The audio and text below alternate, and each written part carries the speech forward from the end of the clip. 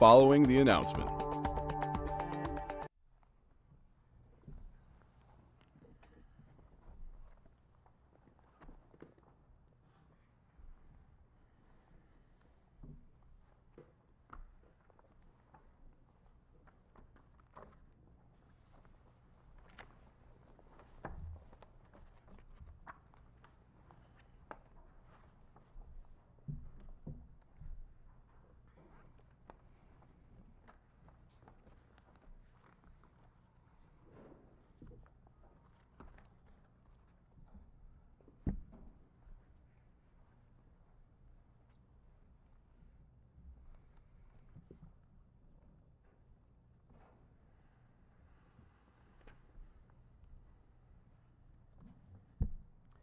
Good morning. I'm Uriel Bowser. I'm the mayor of Washington, D.C., and I am here today to provide the district's update on our response to COVID-19. I will provide a few general updates as well as talk about our planning for when the time comes to reopen D.C.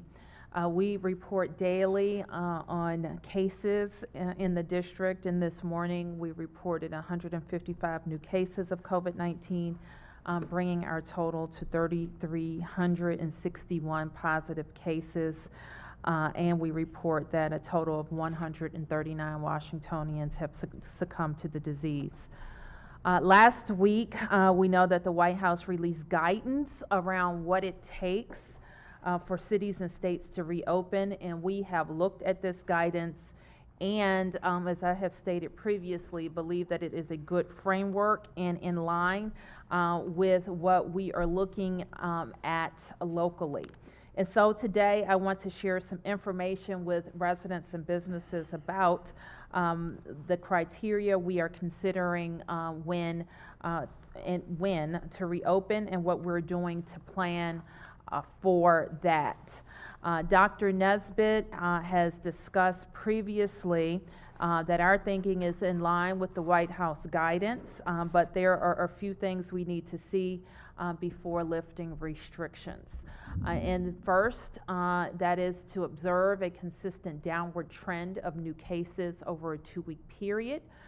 Also, that our healthcare system must be able to treat everyone who needs care without the use of crisis standards of care. In other words, we need to make sure that we're able to provide appropriate care for everyone who needs it.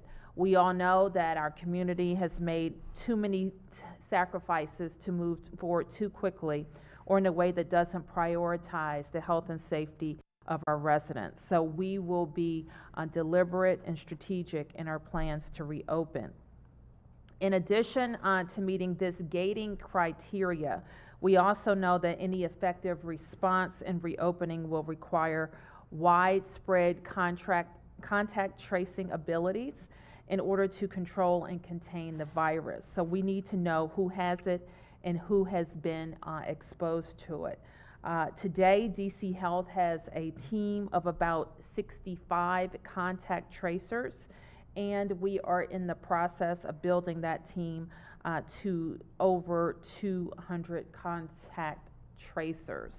And in the coming week, DOH will make public how we intend to hire for those positions, and we will be advertising for hiring for those positions. But we know that based on our current projections, in order to move safely through phase 1 of the reopening plans, we will need a team of about 900 contact tracers, and plans for how to build that team are underway. Contact tracing alone, however, won't be enough, and we also know that having widespread and accessible testing will be needed. Yesterday, I shared a few ways we're expanding testing. A new public testing site is open today. I had the opportunity to drive through this morning at UDC at Bertie Bacchus, which is just across from the Fort Totten Metro. Testing of some asymptomatic individuals and the use of rapid point of care instruments in some of our congregate settings is expanding our testing capacity in the district.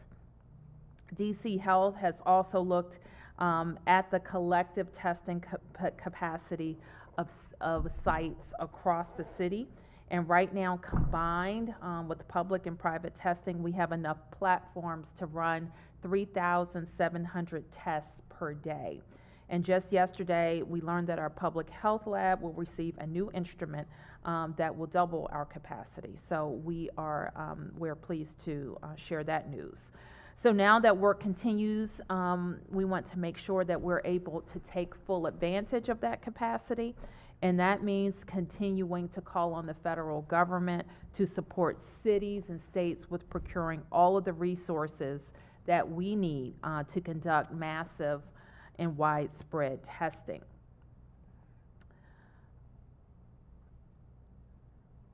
So having discussed our work on contact tracing and testing, we want to talk about how we're thinking about our reopening strategies. Of course, one of the very distressing aspects of this pandemic has been the racial inequities and how they play out right in front of our eyes with the data I report each day. And it's not just distressing, it's also very scary to a lot of people and a lot of families in Washington, D.C. And I've said several times that when we get on the other side of this, what that means in D.C. and across the nation is that we have to do better and we have to tackle the long-standing inequities that are causing these disparities. Disparities that didn't just appear during this pandemic, not last year or the year before that, but for decades and indeed centuries. And so as we think about reopening, we also see this as an opportunity, not just to go back to the way things were before, but to do and be better than before. So we're going to have to do better with limited resources, but we have a once-in-a-generation opportunity to reopen our city in a way that builds a more equitable DC. And we should not let this opportunity pass us by. It's also important to me that our plans to reopen the city are community-driven and informed by community voices. And so just as the government cannot solve this pandemic alone, we cannot reopen alone. We all need to be working together to make sure that we're listening to our health experts, but we're also listening to the needs of our businesses and residents. So together we need to create a plan that is based on science and tailored to what the Washington, D.C. community needs. So right now I am putting together a Reopen D.C. advisory group comprised of government and community leaders. This advisory group will have 12 committees that will guide when and how we reopen, as well as how we monitor our progress. There will be a committee of co-chairs, a committee focused on equity, disparity reduction in vulnerable populations. Public health innovation and workforce is another committee. Transportation and infrastructure, as well as open spaces and recreation, will form 2 committees. Education and child care will be a focus. Government ops, public safety, and criminal justice will be another focus area. Faith, arts, culture, hotels, and entertainment will be a focus area. Restaurants and food retailers will be a subcommittee. Retail and small business, a committee. Human services, social services, and health, and finally real estate and construction. The advisory group will be advised by the Johns Hopkins Bloomberg School of Public Health, and the work of the 12 committees will be guided by the public health principles for a phased reopening during COVID-19 guidance for governors, also published by Johns Hopkins School of Health. And here you can see that we are focused on 4 guiding values and priorities for the Reopen DC group. Uh, First, we're going to be focused on health. Obviously, this pandemic has exposed wide health disparities. So this means that we will be thinking about how we improve health outcomes, especially for African Americans and our vulnerable populations. It means helping our small business owners get back on their feet. It also means how we create new job opportunities and new opportunities for our students. Many people have been affected in different ways by this pandemic, physically, emotionally, and financially. And no matter how someone has been affected, we will attempt to address their needs. We want to provide, of course, a sense of hope about what's on the other side of this. Clearly, you've heard me say before this pandemic, we were a growing, thriving city that was very secure financially and investing in the inequities we saw in the city. And we'll be that city again, but stronger and even more focused on all of the things all of the areas for improvement in curing inequities in our city. Of course, in many ways, these priorities and values are not new. In fact, we recognize these priorities, health, opportunity, prosperity, and equity, from the final draft of the comprehensive plan that we released last fall. And today, we are sending the updated comp plan to the DC Council. The comp plan will help guide us through as we recover in a way that works for current residents and future generations of Washingtonians.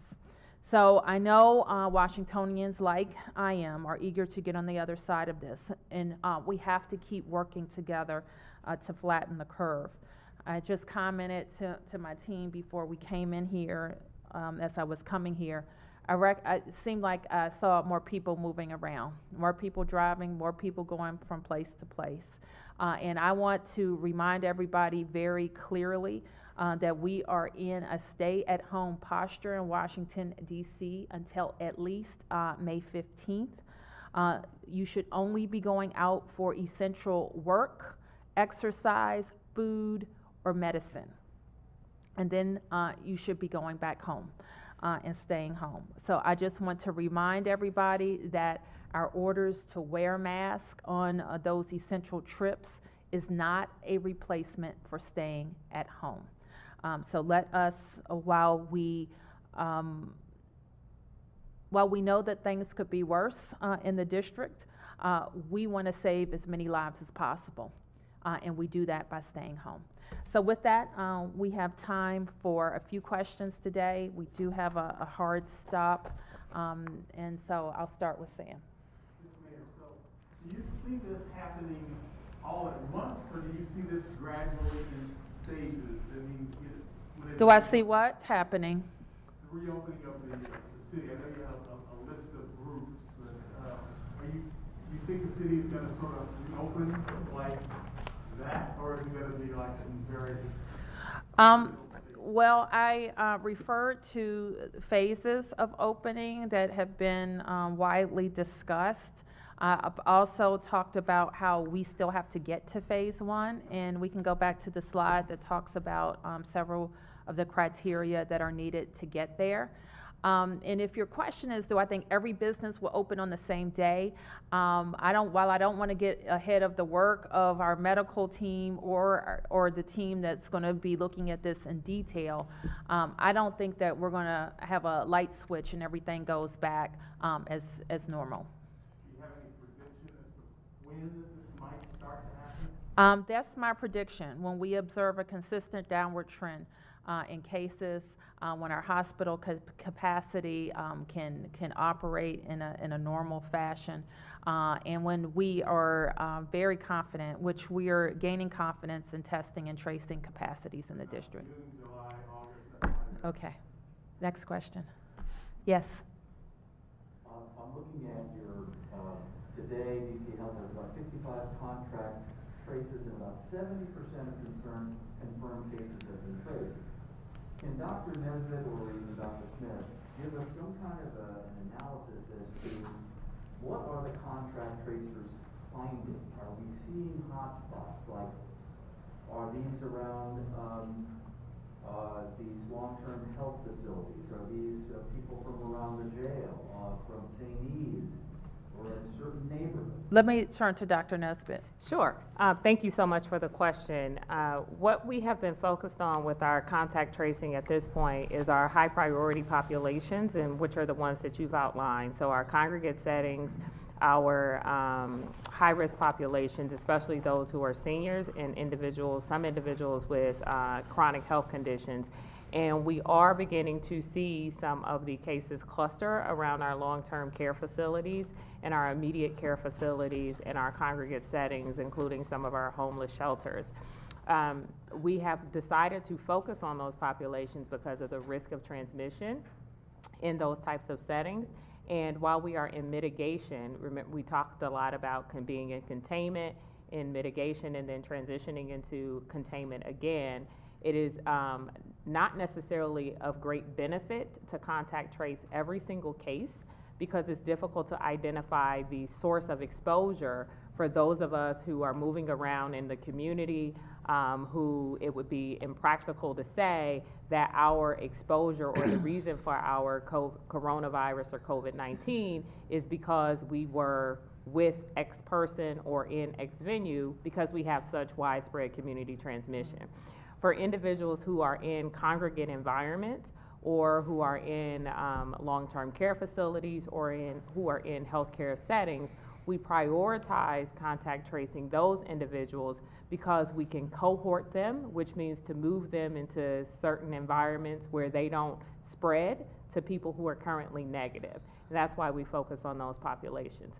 The reason why we want to increase the number of contact tracers when we move into containment again, or as we move into phase 1, which is imagining a reopening of certain aspects of our city, is because as people begin to move around, they're going to have more social contacts.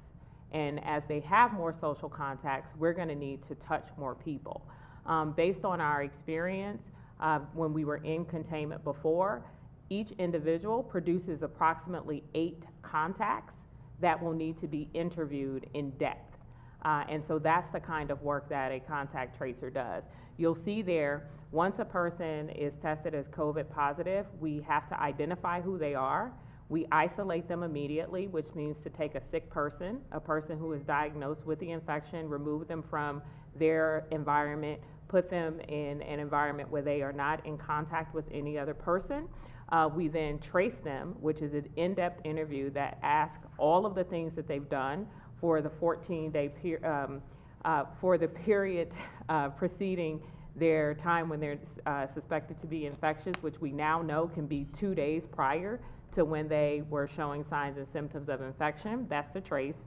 And then all of the people who they came into close contact with will be asked to quarantine. That's the quarantine piece.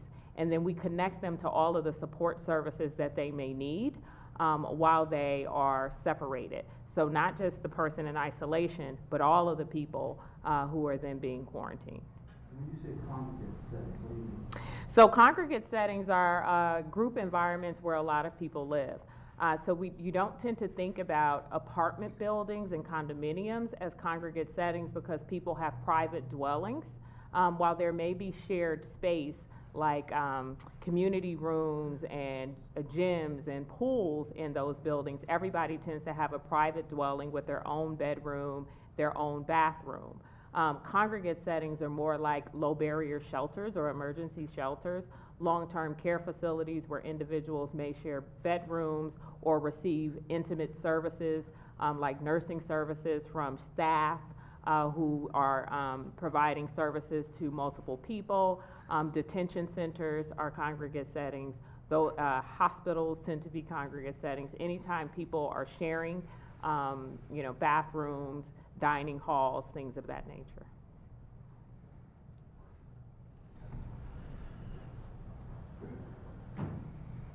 Dr. Nesbitt, so we want to see 2 weeks of declining new infections. How do we see that when we're also increasing testing that can return more positive results? Oh, it's a perfect question. An astute observation. We can test more people and still see a downward trend in new cases. Because if the number of interactions that people are having is diminished, you can still have people who are presenting that are only symptomatic or who may be asymptomatic with an exposure that was not a high contact exposure, who may be presenting for testing but are still negative. So that positivity rate that we've talked about before can be on the decline and not necessarily trigger a number of new cases. So that's one of the reasons why we've also been very interested in having people decrease the threshold for who is being tested so that we can expand the denominator of people being tested. It's important to note, I know there's some publications out there, one that we've even looked at that has made a recommendation for the total number of people who should be tested in order for governments to be open, et cetera. That applies a uniform number for the country and then divides it amongst the population. You should note that the presence of disease is not the same across the country, so it makes it very difficult to apply that metric.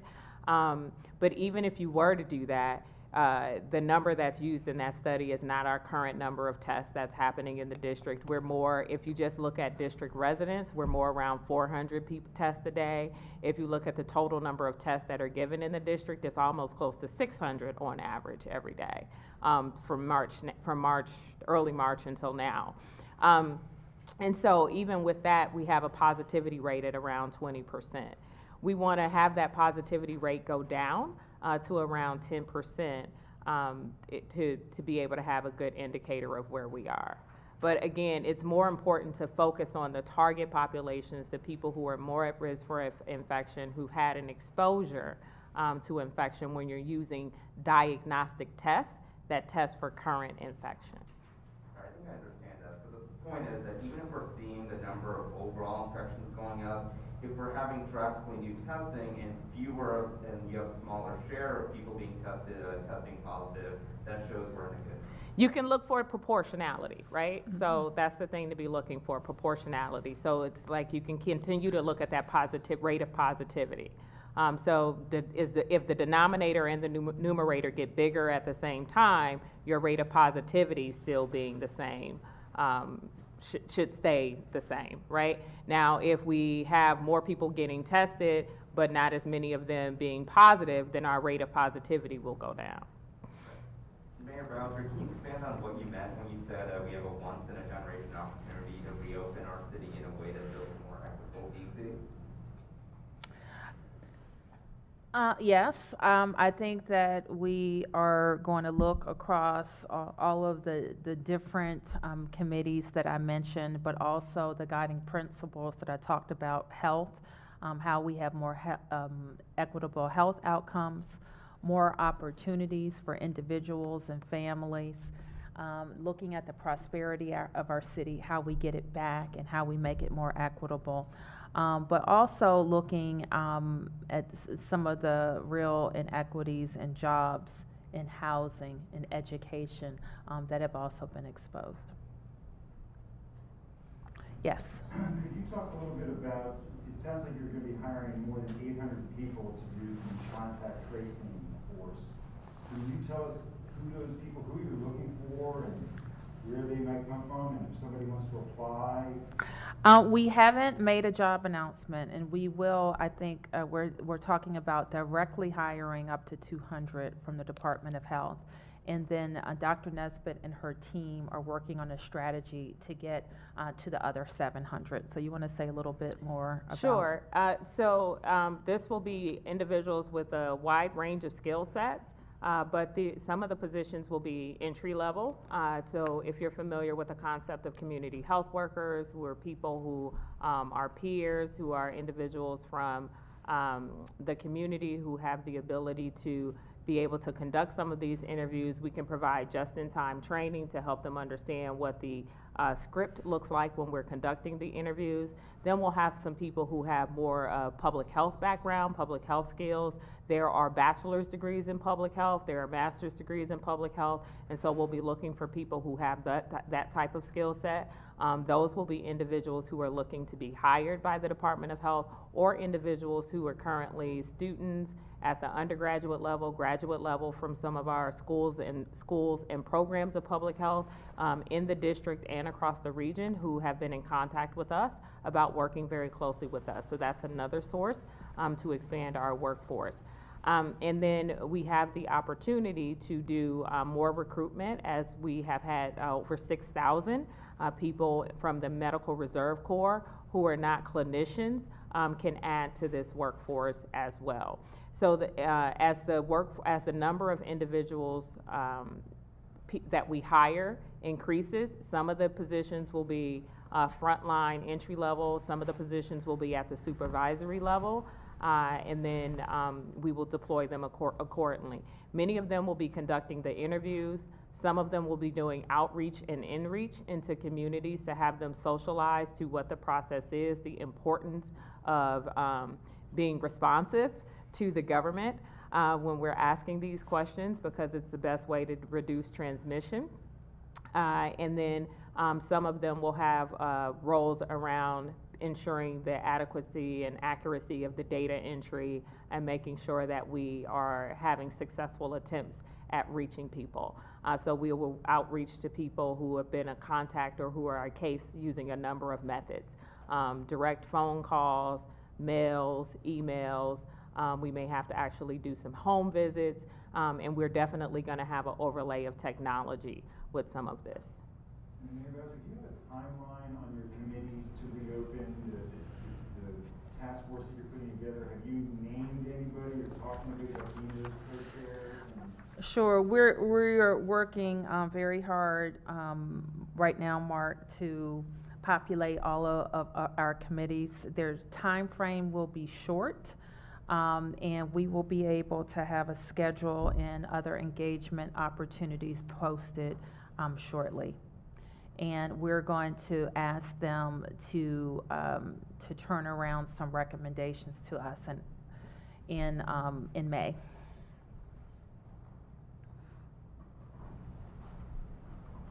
And then could I ask about, I asked this the other day of the doctors, and I'm wondering again about the distribution of ventilators. Can you be any more specific about, we see the numbers every day that we appreciate how many ventilators there are and how many are available, but we don't know the distribution of those. Can you provide that data? Is that something that we can get? So I don't have with me the actual number of ventilators in each hospital, because I think that's what you're asking me, like how many ventilators are in Washington Hospital Center, how many ventilators are in Georgetown, how many are in Sibley. We can get you that number, but I think the more important point is that we have requested ventilators, we have purchased ventilators, and that any hospital who is using all of their ventilators has access to ventilators from the district. So we have not, across the city, we are not using all of the ventilators that are currently in hospitals. So no hospital has indicated to us that they are using all of their ventilators. And our current hospital information system does not indicate that we've had to divert patients from one place to the other because no ventilators were available at one place for another patient, or a hospital has not requested to us that they receive additional ventilators. But we'd be more than happy to provide you how many ventilators each hospital has. But I will tell you that it correlates to their bed numbers and to their trauma level, et cetera. Okay, Sam? I want to ask about the jail again. Of course, there was the ruling the other day, but I got a letter overnight saying basically that this is still a problem of inmates getting showers. In fact, last night, you had 2 inmates who refused to cooperate to the point they were pepper sprayed. They eventually got a shower after that. But in some cases, inmates are still in the cell up to 4 days without a shower. I expect to get a report from my team tomorrow, today's Thursday, on Friday. I can't comment on any individual incident that I don't have any history of. I just can't comment on that. I'm sorry? Can you give us some information tomorrow? Well, if you tell me, if you share that letter with us, we probably can give you some information later today. Okay, thank you. Yes. Can you update us on what the district is doing to get personal protective equipment? I mean, Maryland, there was a person from South Korea that got a lot of attention. Is there something similar in the works in DC? We presented that information a couple days ago. We can give you our latest on PPE. Yes. Dr. Smith, the asymptomatic testing in the city, have you been able to maybe have you seen perhaps overnight or into today, where the number of prescriptions may have gone up, and or the other question I had about that is asymptomatic testing being done at all of the 10 sites in the city, including the public sites and the private sites? Well, I think we're still yet to see what's going to happen as the new drive-in facility and as some of these other facilities open up, to include the ability to walk up and be tested as this new guidance has gone out. So the guidance applies across all of the facilities that we are supporting. But at this moment, you can't say that you've seen an increase in appointments and or prescriptions from doctors for asymptomatic people. That's correct, because literally it was announced yesterday. And as I said, I believe the new drive-up facility is starting today. So It started today, We yes. will be excited to see the number of people that show up there and be able to provide them testing. Yes. About the letter that you and the governors just sent to the president, I know you've mentioned before you want to extend telework for federal employees. Can you tell us if you've gotten any feedback from the White House or the federal government about extending that, or when they might try to roll that back, and what are your concerns? Well, we just want to, we don't have a concern right now, because that letter that we sent is consistent with the guidelines that came from the White House. So we just want to make it very clear that in order for this region to be able to progress through the phases, we think that the telework policy for the National Capital Region should remain in place. Do you know how long you would like it to remain in place? Until we go through the phases. We can refer you to the phases, phase 1, and I think they even recommended to phase 2. More telework. That doesn't mean it's the exact same posture that they're in, but as many people as possible working from home. Keep in mind that government work is essential work, and just like we have done here, some people can do it in place and some people can do it by teleworking. But the local governments, the federal governments have to be able to function, and they are essential jobs, and the same is true for the feds. Yes, did you have a last question? Yeah, I mean, DC hasn't seen the kind of Michigan, Pennsylvania protests against these stay-at-home orders. But how are you factoring in like potential defiance and people getting fed up with all these restrictions as you're planning? Let me understand your question again. Basically, how are you considering potential defiance and potential flouting of all these restrictions when you're planning for how this virus spreads across the city? Well, I think that DC residents and businesses, and let me, and I talk a lot about the sacrifices people are making, and we recognize that before our response to this pandemic began, that people had bustling businesses and 70,000 people had jobs that don't have them right now, or they now have lower wages. So this response is significant, but so is the challenge before us, the health challenge. And we have seen, unfortunately, with our fellow Americans in New York, what happens when the medical system is bombarded with very, very sick people. So what we are doing, we know will save lives, because it will allow our medical system to be able to respond to this pandemic, and that's why it's so important. But people should also know that we want to get open. I don't know anybody up here that works for us that doesn't want our kids to be able to go to school, people to be able to go out to the restaurants and theaters and sports and entertainment, all of the things that make our city so wonderful. So everybody wants to get open, but we also don't want to lose the gains that we have made, and we want to do it in a way that is sustainable. We have all heard, while it's in dispute, everybody knows that we have to be prepared for a fall, winter season of flu and possibly corona. I think that we can learn some things from turning on our economy in a systematic way. We can learn if we have to dial it back if we have another outbreak. So I am looking forward to even more expert voices informing our discussion about how to turn on our economy.